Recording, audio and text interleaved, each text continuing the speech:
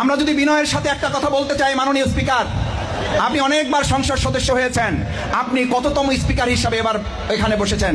মাননীয় সংসদ সদস্যগণ যদি পাল্টা প্রশ্ন করে অপরিপক্ক কিছু সংসদ সদস্য এসেছে, এটা যদি আপনি বলতে পারেন, তাহলে কোনো সংসদ সদস্য তো চাইলে এটাও বলতে পারবে ভবিষ্যতে যে অপরিপক্ক কোনো স্পিকারের পাল্লায়ও এই বাংলাদেশ পড়েছে কিনা। কারণ নতুন সংসদ সদস্য স্পিকারও তো আমাদের কাছে মনে হয়েছে আপনি দ্বিতীয়বার হন নাই, আপনিও নতুন হয়েছেন।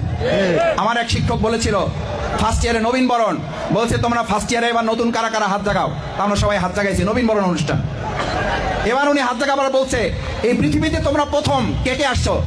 তা আমরা একটু অবাক হয়েছি যে প্রথম আসছে কারা, তার পরের প্রস্তুত হবে দ্বিতীয়বার আসছে কারা, এটা জিজ্ঞেস করবে। বলছে পৃথিবীতে প্রথম কারা আসছো তারা হাত জাগাও।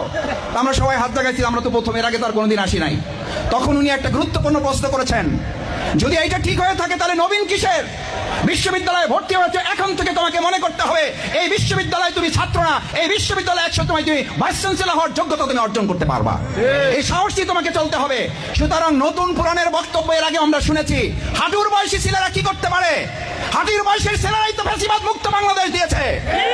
আজকে একই সুরে যদি আবার এই কথা বলা হয় অপরিপক্ক জাতীয় মাননীয় সংসদ সদস্য, এইটা সংসদ সদস্য না, এইটা দেশবাসী ভোটারদেরকে লাঞ্ছিত এবং তাদেরকে অপমানিত করা হয়। কারণ তারা জেনে বুঝেই তাদের পবিত্র আমানতের মাধ্যমে তারা একজন সংসদ সদস্য, তাদের জনপ্রতিনিধি তারা বাছাই করেছেন।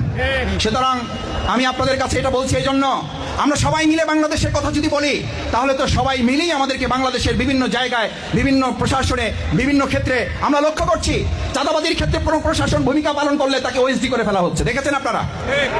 সন্ত্রাসের ক্ষেত্রে কোনো প্রশাসন ভূমিকা পালন করলে তাকে সাথে সাথে ট্রান্সফার দেওয়া হচ্ছে। কেন?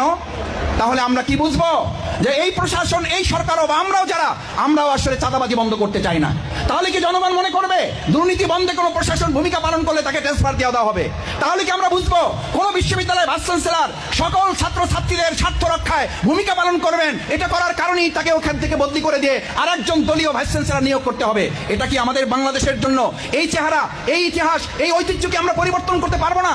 এই জায়গা থেকে কি আমরা নিজেদেরকে বের করে নিয়ে আসতে পারবো না? এটার জন্যই তো বৈষম্যের বিরুদ্ধে তো আন্দোলন হলো 2024-এর জুলাই আগস্টে।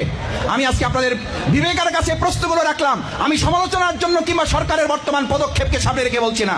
আমি বলছি 2024-এর জুলাই আগস্টের গণঅভ্যুত্থানে আমাদের ছাত্র জনতার যে সবচেয়ে বড় দাবি ছিল কোটা না মেধা। কি ছিল? মেধা যদি হয় তাহলে মেধার ক্ষেত্রে আমাদের বাংলাদেশের বর্তমান সরকার এবং আমরা সবাই মিলে এই ক্ষেত্রে ভূমিকা পালন করলেই কেবল বাংলাদেশটা সামনের দিকে এগিয়ে নিয়ে যাবে। আমি আপনাদের কাছে আশা করে আসুন আমরা সবাই মিলে এরকম একটা সুন্দর বাংলাদেশ বিনির্মাণে আগামী দিনে পটুয়াখালী পৌরসভা